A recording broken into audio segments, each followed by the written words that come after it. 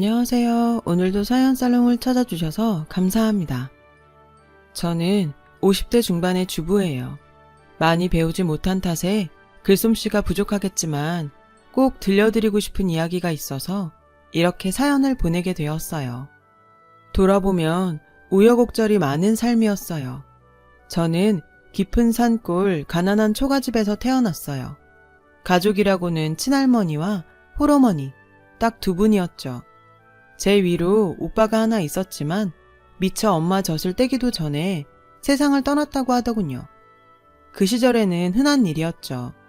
아버지께서는 군인이셨다고 했어요. 저는 아버지의 얼굴도 기억 못해요. 제가 아장아장 걷던 시절 가난한 집안을 일으켜 세우기 위해 자원에서 월남전에 파병됐다가 결국 돌아오지 못하셨다는 이야기를 듣고 자랐을 뿐이니까요. 친할머니께서는 저의 어머니를 무진장 구박하셨어요. 남편 잡아먹으련, 내 아들 잡아먹으련! 이라고 하면서요. 남편 일은 과부의 서름이었죠. 그래서 어머니께서는 어린 저에게 늘 이렇게 말씀하시곤 하셨어요. 너는 절대 엄마 팔자 담지 마라. 명 긴 남편 만나서 아들 10대 순풍순풍 낳고 살아야 한다. 그때까지만 해도 엄마와 같은 그 팔자를 제가 물려받게 되리라고는 상상도 못했어요. 물론 그 당시에는 팔자라는 말이 무슨 뜻인지도 몰랐지만요. 저는 동네 친구들과 함께 국민학교를 졸업했어요.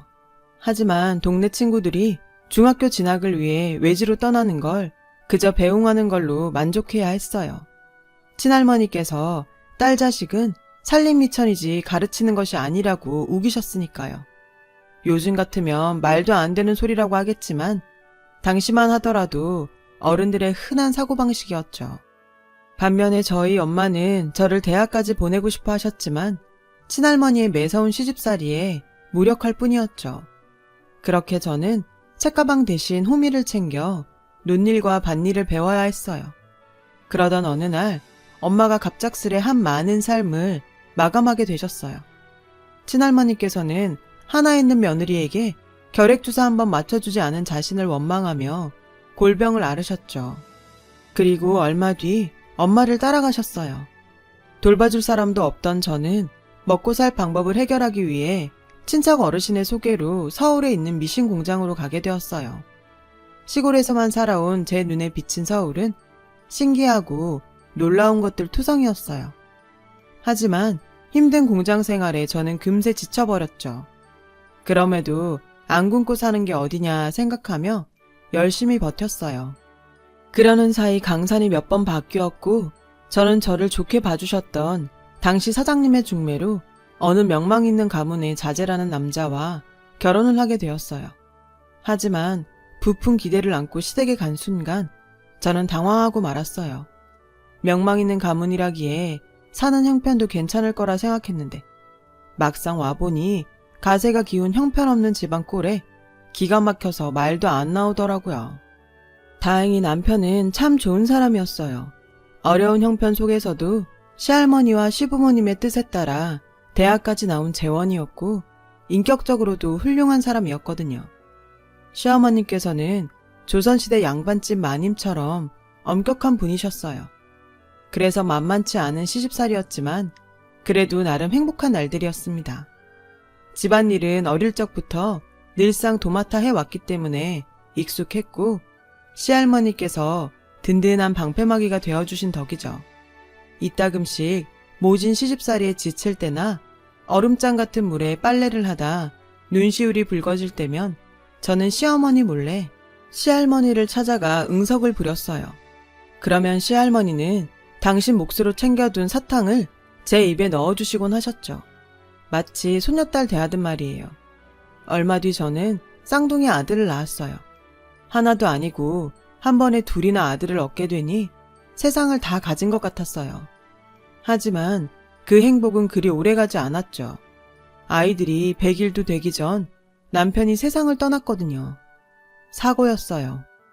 건축 현장에 안전검사를 나갔던 남편이 크레인에 깔려 사고를 당했고 제가 병원으로 달려갔을 땐 이미 싸늘한 주검이 되어 있었죠. 하늘이 무너지는 것 같았어요. 무슨 정신으로 장례를 치렀는지 기억도 안 날 정도였죠. 하지만 슬픔에 빠져 있을 수는 없었어요. 저에게는 층층 시야에 100일도 안 된 두 아이가 있었으니까요. 살아야 했어요. 그래서 슬퍼할 새가 없었죠. 남들은 이런 저를 독한 년이라고 했지만 내 새끼를 지키기 위해서는 이보다 더한 일도 할 수 있었어요. 엄마니까요. 두 아이는 지 아빠를 닮아서 영특했어요. 학원 하나 변변히 보내주지 못했지만 성적은 늘 상위권이었어요. 서울대 합격은 따놓은 당상이라는 말을 늘 듣고 살 정도였죠. 아이들이 고등학교에 가자 시어머니도 저를 존중해 주시기 시작했어요. 집안 살림에서 한 걸음 물러나셨고 전처럼 잔소리를 하지도 않으셨어요. 그리고 이건 나중에 듣게 된 건데요. 시어머니의 변한 모습은 시할머니의 충고 때문이라고 했어요. 며느라, 우리 증손주들도 다 컸는데 이제 그만 살림은 손주 며느리에게 맡기면 어떻겠니? 네가 걱정이 돼서 그래. 네가 넉넉치 않은 집에 시집와 그동안 고생이 좀 많았니? 이제는 내 옆에서 어른 대접 받아가며 편히 지내자꾸나. 시할머니는 그렇게 현명한 분이셨어요. 시어머니의 기분과 체면을 살려주시는 동시에 저를 위하는 방법을 알고 계셨죠. 하지만 얼마 뒤 그런 시할머니께서 몹쓸 병에 걸리시고 말았어요. 치매였죠. 아마도 당신 며느리와 두 증손주를 한꺼번에 떠나보낸 충격 탓일 거예요. 사실 저도 그때 모든 걸 내려놓으려고 했거든요. 도저히 살 수 없을 것 같아서요. 어머님과 함께 두 아들이 남편 산소에 다녀온다고 나갔다가 음주운전 차량에 치여 교통사고로 세상을 떠났거든요.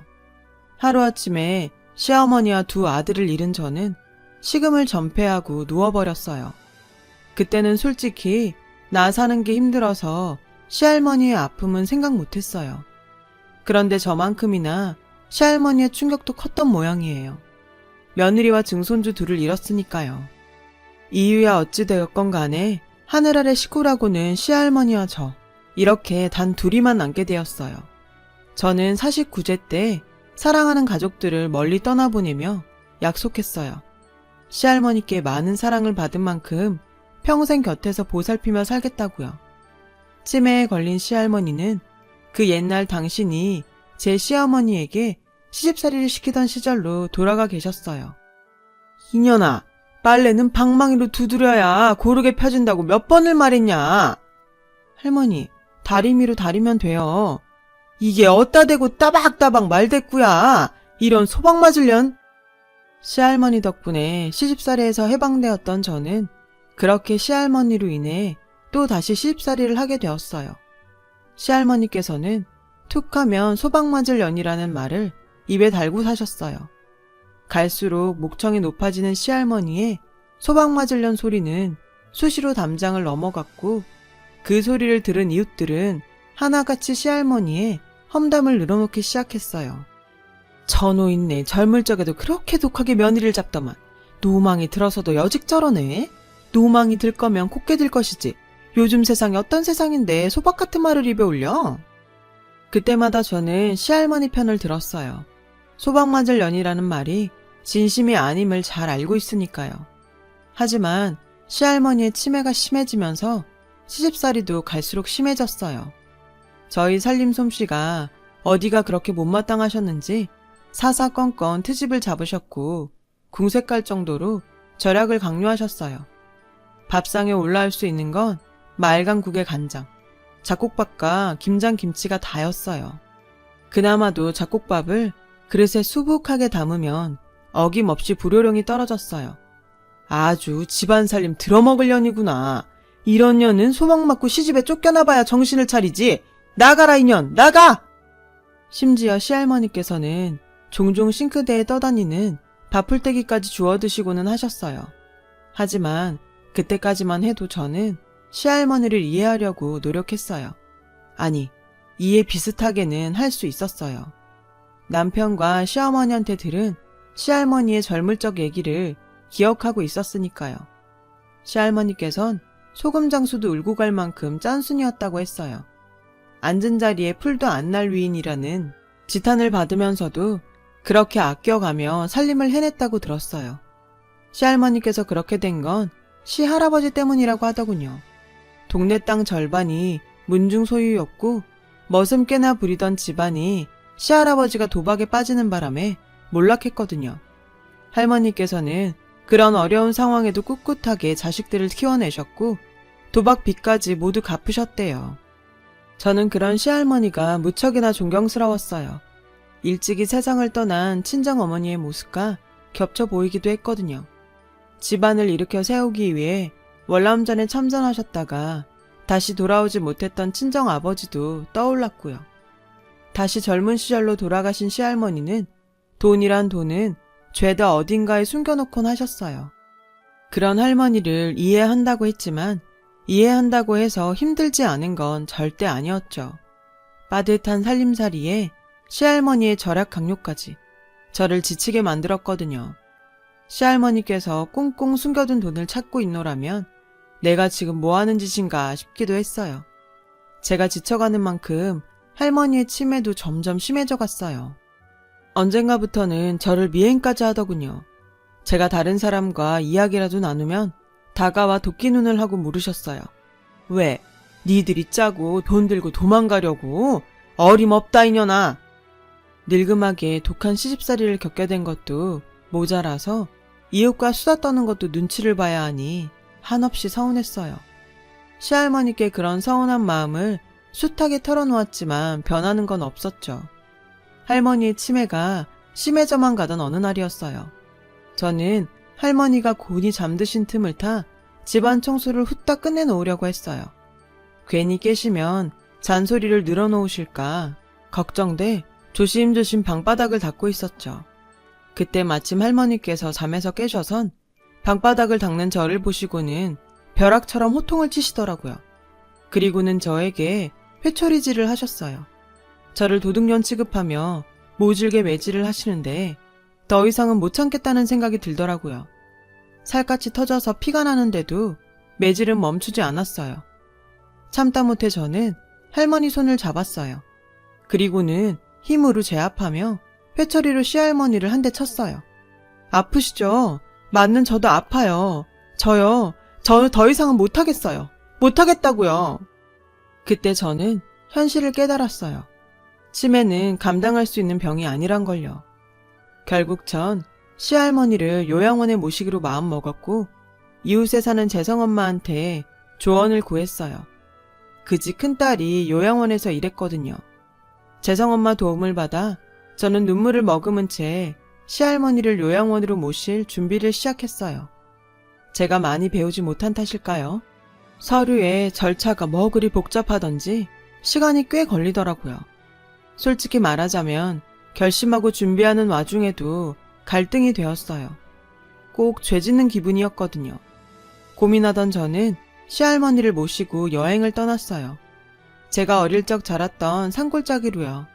그곳에는 아파트 단지가 들어섰더군요. 이미 변해버린 그곳에 앉아 저는 제 어린 시절 얘기를 들려드렸어요. 당신 팔자를 닮지 말라고 했었던 친정엄마 얘기와 제가 그 팔자를 물려받을 줄은 몰랐다는 것까지 모두요. 시할머니께서는 저를 꼭 안아주셨어요. 아이고 내 새끼 얼마나 고생이 많았누. 너 명심해라. 아무리 돈 욕심이 나도 화투는 안 된다. 절대 안 된다. 그 말이 할머니께서 저에게 해주신 마지막 말이었어요. 여행에서 돌아온 저는 할머니의 품에 안겨 잠이 들었고 자장가를 불러주시던 시할머니는 그렇게 세상을 떠나셨어요. 형편 탓에 시할머니의 장례는 집에서 소박하게 치러야만 했어요. 고맙게도 동네 분들이 많이 찾아주셔서 시할머니께서 가시는 길이 외롭지는 않겠다 싶었어요. 그런데 할머니의 발인이 있던 날 생전 처음 보는 중년 남자 둘이 집으로 들이닥쳤지 뭐예요. 세상을 떠난 제 남편의 이복동생이라며 제가 말릴 겨를도 없이 세간살이를 챙기기 시작했어요. 어찌나 악독하던지 밥그릇 숟가락 하나까지 모조리 챙기더군요. 그들은 집을 떠나며 경황 없는 저에게 경고 같은 한마디를 남겼어요. 짐 얼른 빼쇼. 우리가 직계 혈육이니까 집도 당연히 우리 소유 아니겠어? 우린 법대로 하는 거니까 거 따지지 마슈. 그렇게 그들은 나머지 것들을 챙기러 돌아오겠다는 말과 함께 집을 떠났고 저는 날이 밝기 무섭게 동네 어르신을 찾아가 간밤의 일을 말씀드렸어요. 어르신께서는 그들을 알고 있더라고요. 그 몹쓸 인간들은 아버님이 밖에서 나온 아들들이었죠. 시할아버님처럼 화투에 빠져 지내다 시할머니 손에 쫓겨났다고 하더군요. 심지어 쫓겨나면서도 시할머니께서 평생 모아두셨던 재산까지 전부 훔쳐서 도망쳤다고 했어요. 그래서 시할머님과 시어머님께서는 없는 자식처럼 잊고 살았다고요.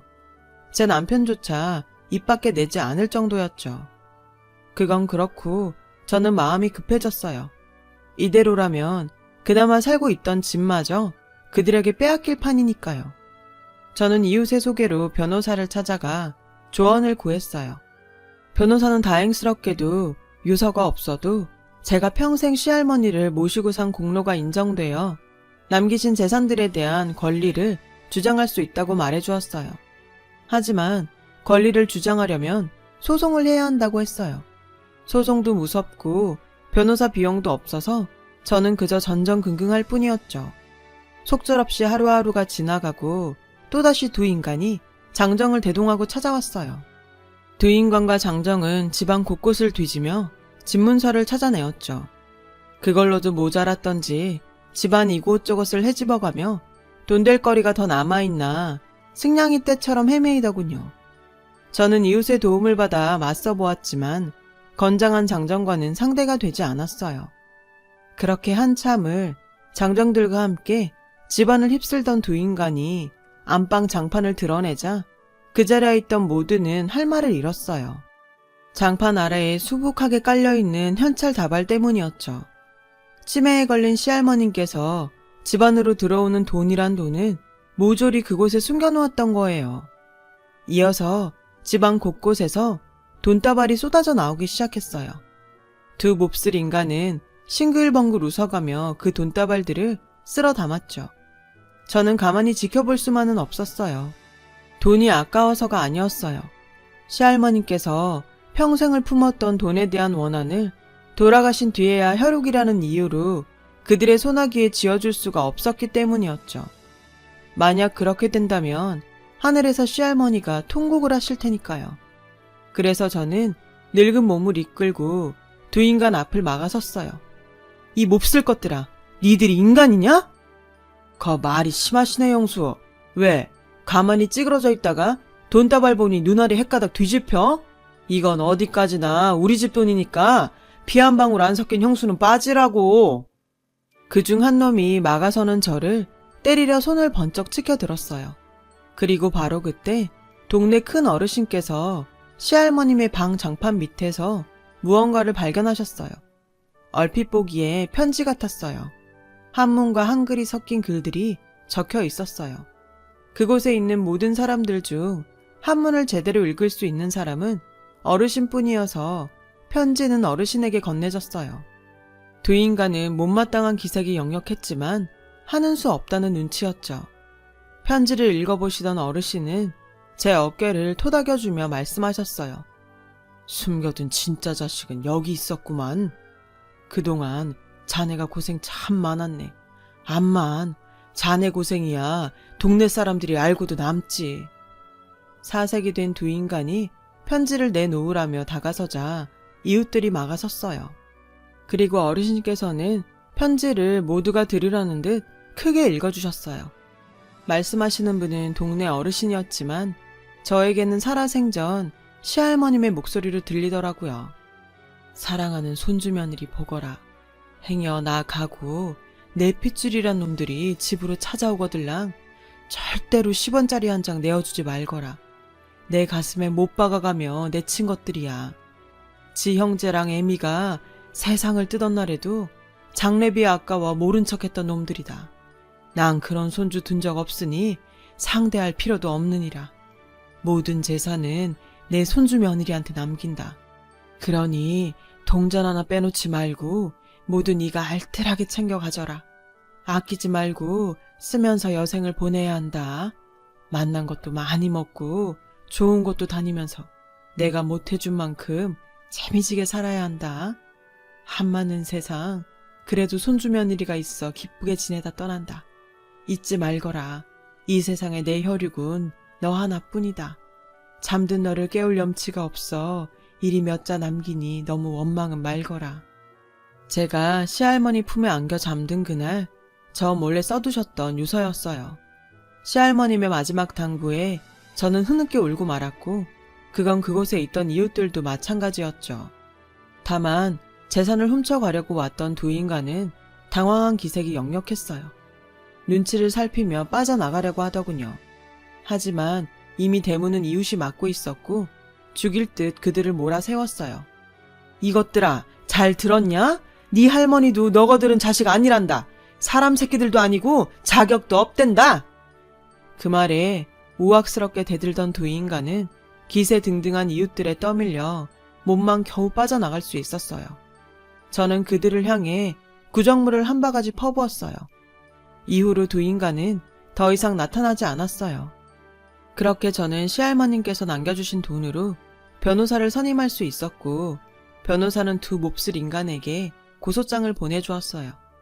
일전에 빼앗아간 세간살이들에 대하여 금전으로 보상을 할 것, 그 과정에서 부서지고 망가진 물품에 대해서도 금전 보상을 할 것, 그리고 제가 평생 시할머님을 모시고 살았던 데 대하여 금전 배상을 할 것. 그랬더니 얼마 지나지 않아 답이 왔어요. 뺏어갔던 세간살이 중 팔지 않았거나 멀쩡한 것들은 고스란히 돌려주었고 그렇지 못한 물건들에 대해서는 돈으로 갚아내었죠. 나머지 물품에 대해서도 피해 보상금을 받을 수 있었어요. 그리고 제가 평생 시할머니를 모시며 살았던 것에 대한 부양비에 관련 소송은 현재 진행 중이에요.